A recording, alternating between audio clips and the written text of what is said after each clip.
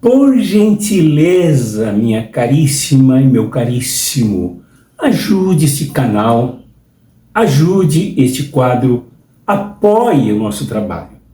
Começando pelos likes aqui que são necessários para a movimentação do vídeo aqui na plataforma e na internet toda.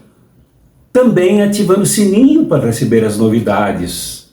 Comentando aqui, os comentários expressam posturas, posições, criticidade, inteligência, desejo de colaborar, compartilhando os vídeos também para ajudar as pessoas, mais pessoas a acessarem o canal.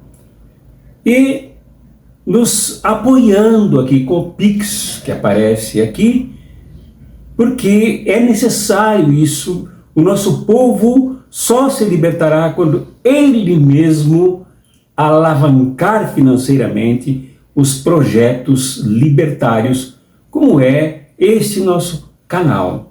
Então, conto com o apoio de vocês. E aproveitem para ler este evangelho indicado, logo em seguida descerá aqui a indicação do texto, a referência de Lucas, para que vocês leiam aí e juntos reflitamos logo após a vinheta, em nome do Pai, do Filho e do Espírito Santo. Amém.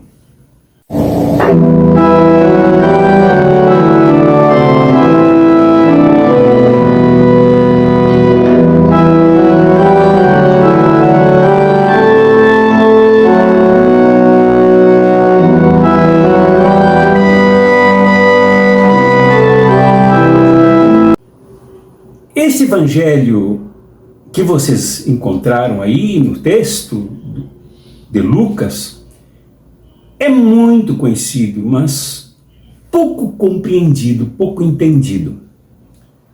Ele é chamado por alguns, já que no original ele não tem título, de parábola do filho pródigo. Por outros de o pai misericordioso.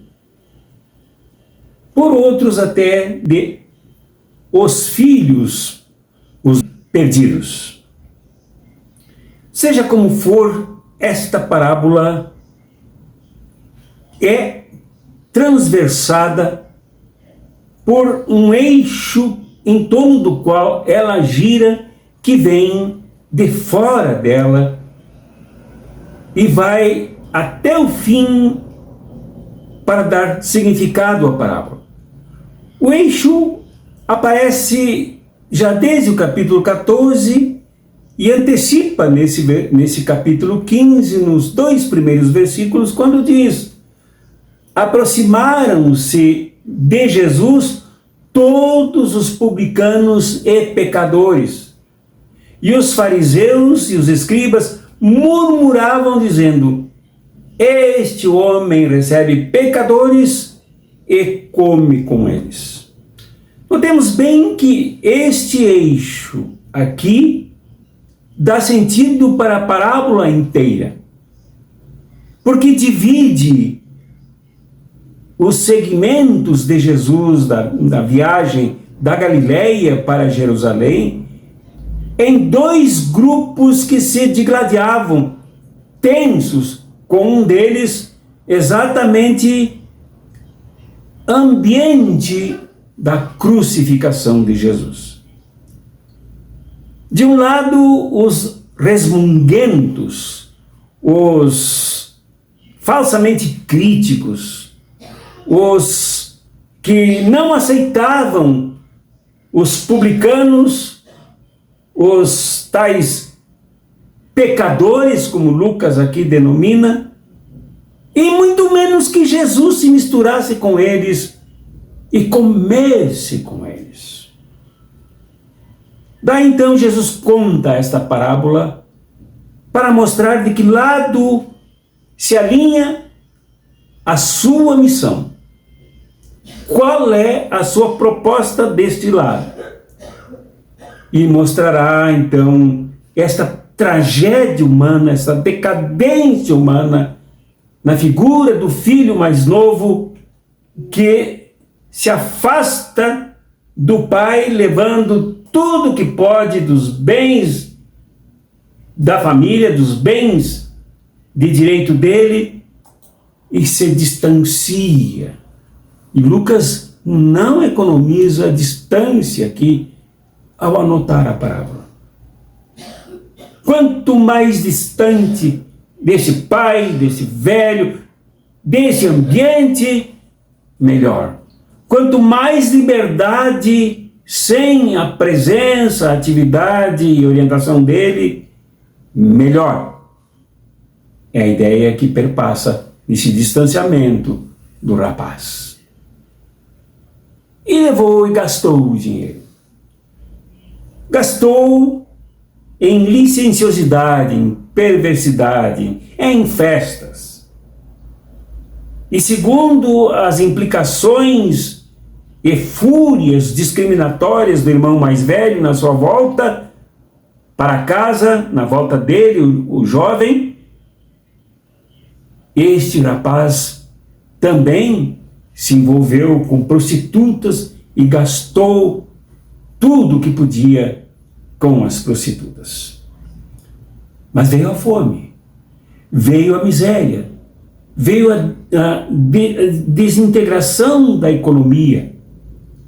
E ele teve que procurar um proprietário rural, um feudalista, um senhor dono de terras, muito provavelmente ligado ao Império Romano, aos interesses do Império Romano, aos interesses desta aliança espúria entre estes fariseus, os escribas, os saduceus, que eram latifundiários, o rabinato do templo com o próprio Império Romano.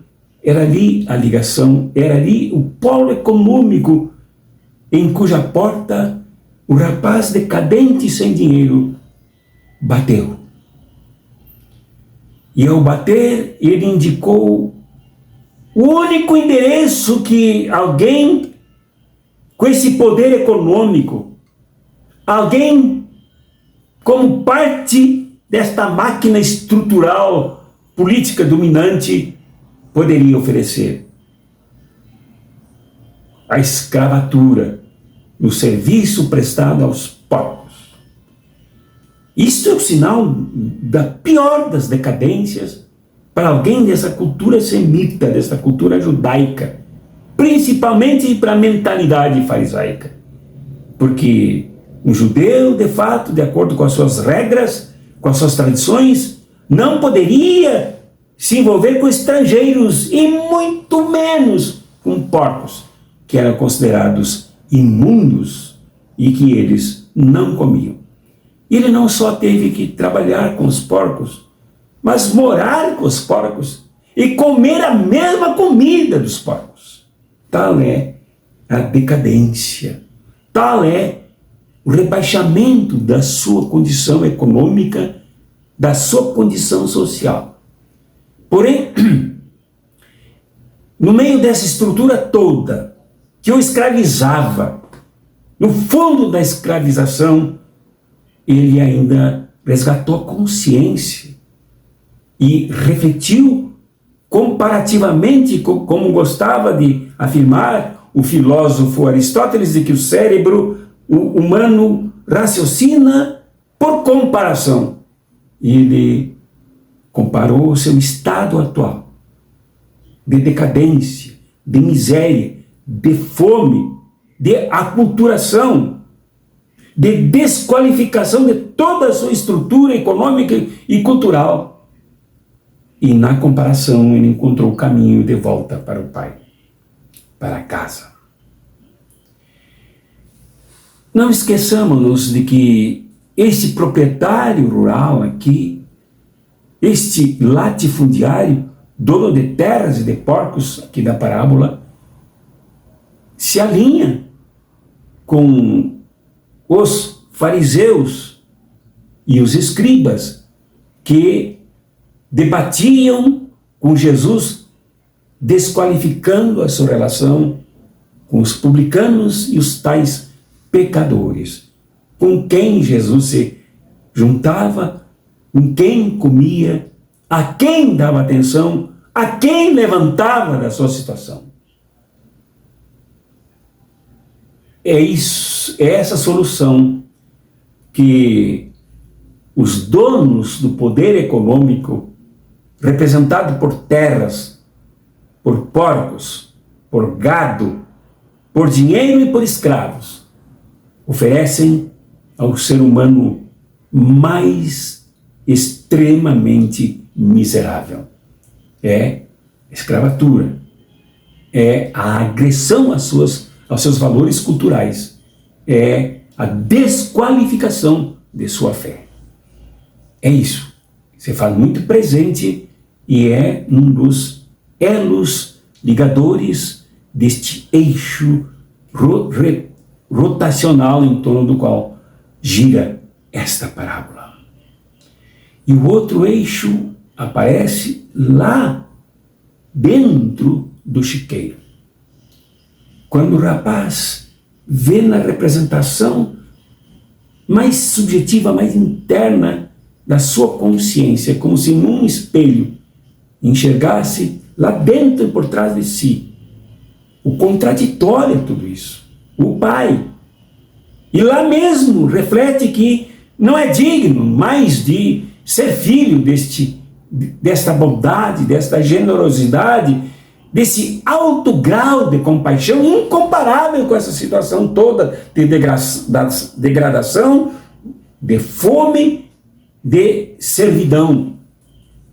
E por isso deseja voltar, arrepender-se, praticar o arrependimento, transformar-se internamente, mas externamente palmilhar o mesmo caminho pelo qual veio até aqui, para voltar ao Pai, não mais como filho, mas como escravo, como servo, como trabalhador.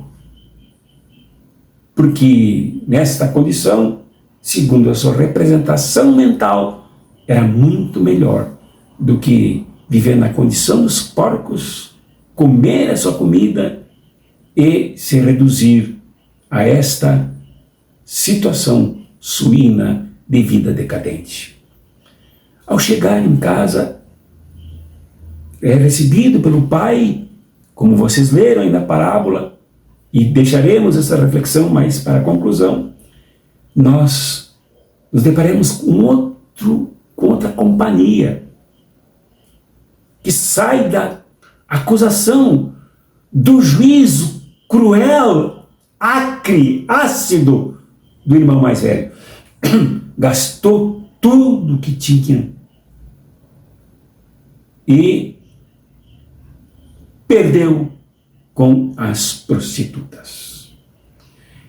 Este julgamento sobre a situação de grande contingente feminino da região da Palestina, na verdade, revela a situação com que se envolveu o rapaz, com as mulheres. Uma pesquisa feita aqui no Brasil, lá pela década de 70, pela antiga e falecida revista Realidade, com prostitutas, os repórteres principalmente perguntaram se elas escolheram a vida de prostituição. Mais de 90%, chegando a quase 100% delas, responderam que não estavam nessa situação. Não escolheram a prostituição por vontade própria. Não era a sua opção, mas a situação que a conduzia.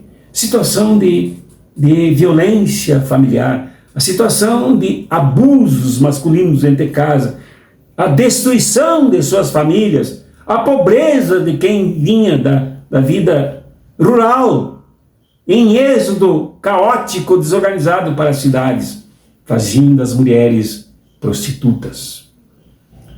Aqui na parábola aparece um juízo extremamente amargo, acusatório do farisaísmo pela boca do irmão mais velho, que ele gastou tudo com as prostitutas. Então nós vemos o ambiente do moço. Esse ambiente era um ambiente cercado de gastança, de desorganização econômica, de caos financeiro, de falta de projetos, falta de investimentos.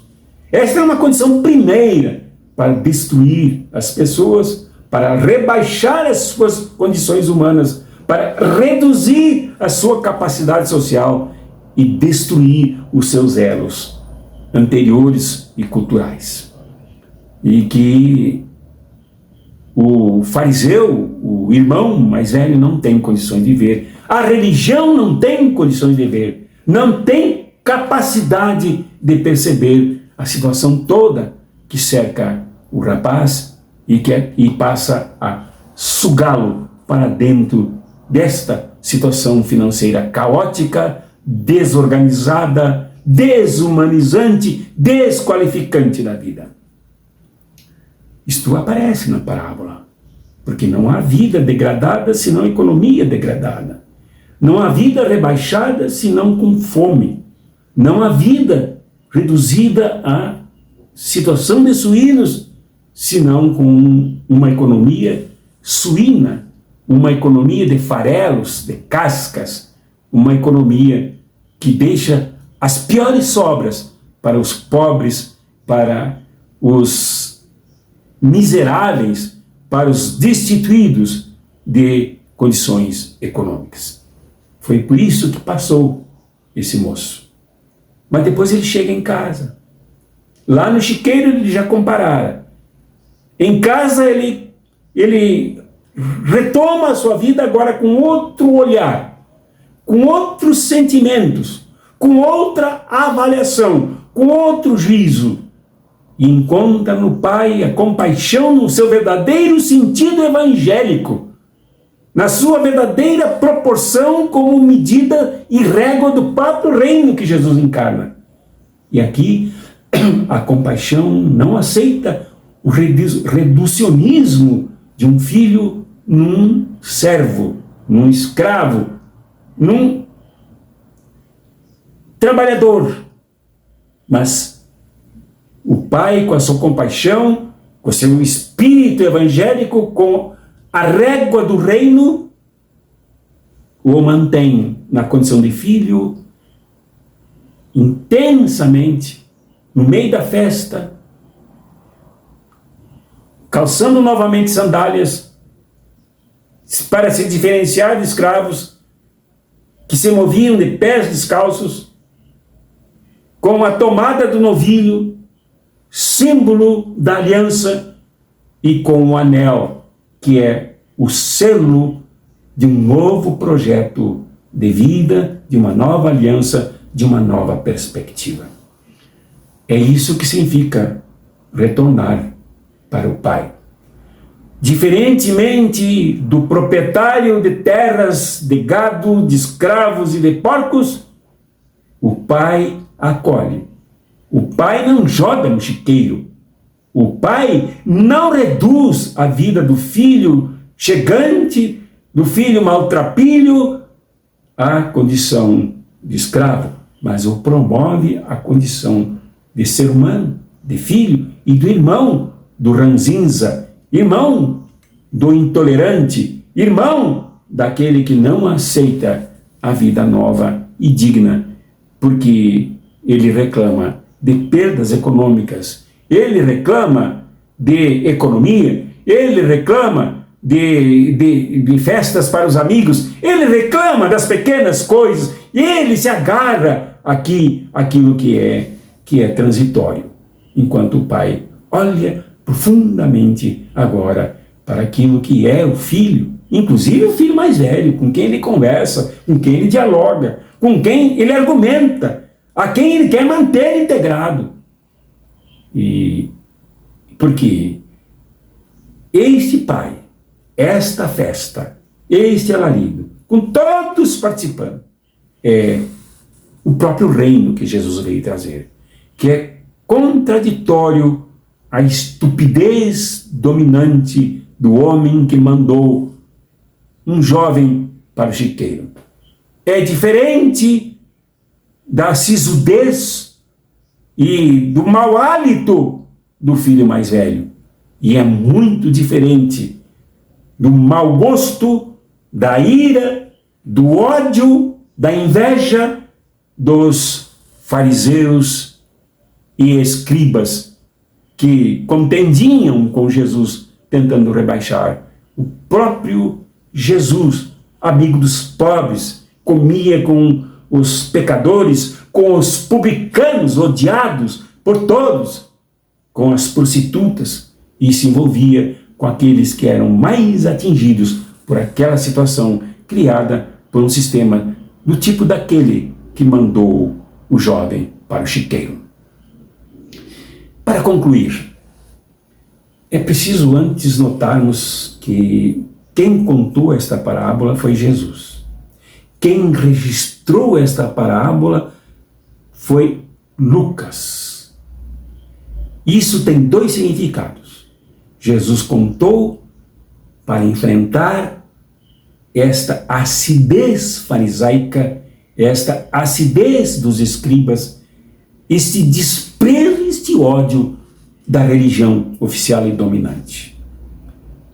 Para enfrentar todo o sistema econômico dono das escravidões, donos da geração de prostituição nesse ambiente, pois Jesus tinha muito respeito pelas mulheres que eram obrigadas a se prostituir, porque grande parte dessas mulheres eram vítimas da guerra, porque este era um território palestino sempre foi ocupado, não somente hoje, mas naquela época era de ocupação militar e imperial por Roma, por César. Era um ambiente conflagrado, era um ambiente sob guerra, era um ambiente sob pesada exploração, e nesse sentido, quem morria primeiro eram os maridos, eram os pais mais jovens, eram os homens, e estas mulheres aí, eram muitas delas filhas desses pais tombados na guerra, eram ex-esposas de muitos esposos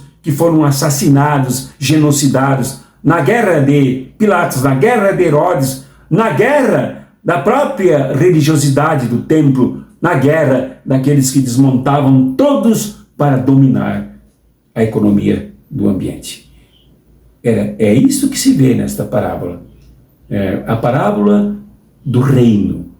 Este pai é o próprio reino. Esta compaixão é a marca principal do reino, que acolhe não com romantismo barato, não com voluntarismo absolutamente irresponsável, mas acolhe como processo de mudanças, como processo de contradição, como processo revolucionário, como processo realmente transformador, que acolhe a todos os que foram atingidos, seja pela fome, seja pela dominação, seja pela desorganização econômica, que nunca atinge os poderosos, mas sempre atinge primeiro os que mais precisam. Este reino é a contradição de tudo isso. Aqui a festa é grande, aqui a compaixão é dominante, aqui todos se congraçam, mas ele não é aberto a todos. Os ranzinzas, os azedos, os que querem tudo para si, acabam ficando para fora da festa e também para fora da parábola. A parábola não termina com a palavra do Pai, compassivo, justo, acolhedor, promotor da dignidade, mas com o filho para fora da casa, lamentavelmente. Esta é a proposta, meu irmão e minha irmã.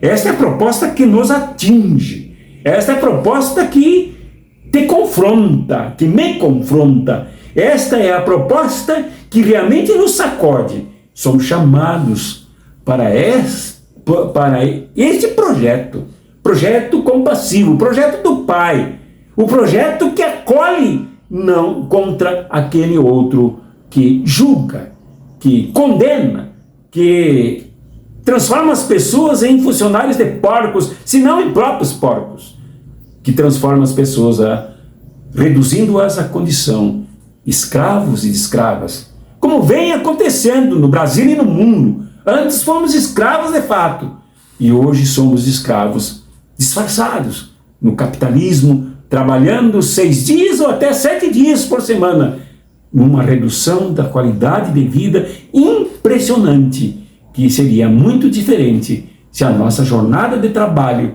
se a nossa oferta de alimentos, se a nossa oferta salarial, se a oferta de dignidade fosse maior numa sociedade justa, coisa que não pode acontecer nesta sociedade. Está aí a proposta.